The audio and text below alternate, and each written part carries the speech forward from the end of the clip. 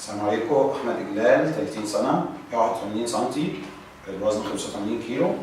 هعمل مشهد من فيلم القرموطي، وفراي القرموطي من اجمد الكاركترات اللي اتعملت في مصر.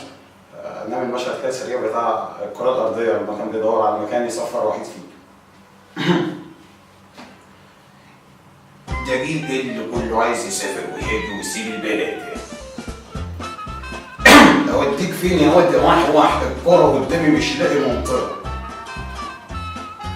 اليابان، زلازل وبراكين.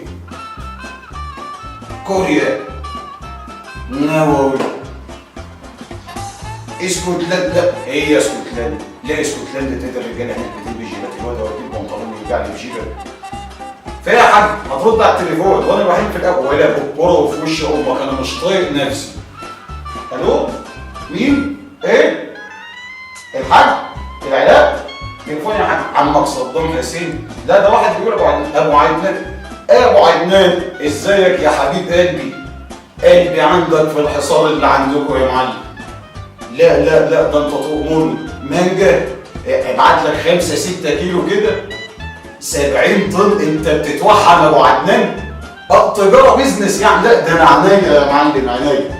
اديني بس انت العنوان. خلاص يا معلم، اسبوعين ويكونوا عندك باذن الله. بس كده.